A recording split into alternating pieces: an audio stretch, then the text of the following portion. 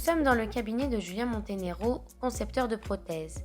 Il fait partie des rares épithésistes en France qui travaillent avec l'imprimante 3D. Bonjour, monsieur Lucet. Bonjour. Aujourd'hui, il a rendez-vous avec Michel Lucet, à qui il va fabriquer une nouvelle prothèse nasale. Victime d'une tumeur au nez il y a maintenant 4 ans, Michel a pris la lourde décision de se le faire amputer.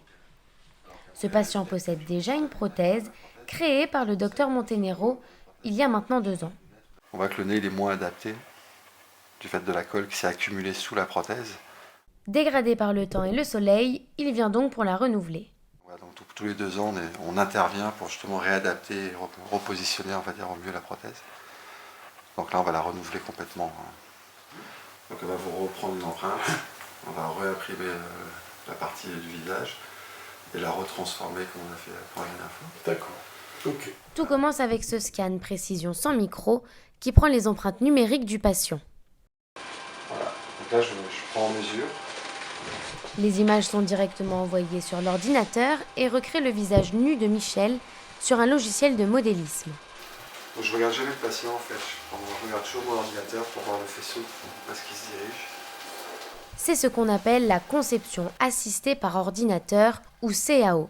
Une fois les photos du patient transférées sur l'ordinateur, le logiciel entame une procédure qu'on appelle le matching. Tout est en train de se réunir et on va faire ce qu'on appelle une fusion de tous ces fichiers qui vont donner en fait ce volume. Et la fusion, en fait, c'est ce qui va remettre l'image bien Parfaite, calée, ouais. parfaite, d'accord. Le réel apport de la 3D à l'épithésie est de permettre au patient d'avoir une intimité avec sa prothèse, c'est-à-dire avoir un produit fidèle à sa morphologie. Pour Michel, qui a subi quelques échecs chirurgicaux, cette décision semblait logique. C'est-à-dire qu'il n'y a aucune gêne, je respire normalement comme tout le monde. Quels sont les avantages justement de la prothèse 3D par rapport à la reconstruction chirurgicale ? Eh ben, la reconstruction chirurgicale, je dirais qu'elle est pratiquement définitive, qu'elle soit bonne ou pas bonne. Alors que la prothèse, elle peut être changée si jamais il y a quelque chose qui ne va pas, quoi. Comment vous faites pour entretenir votre prothèse ? Ben, tous les soirs, quand je me couche, je nettoie évidemment toute la partie chair intérieure, et puis je nettoie la prothèse avec un produit pour que ça ne colle pas trop, qu'il n'y ait pas un amas de colle.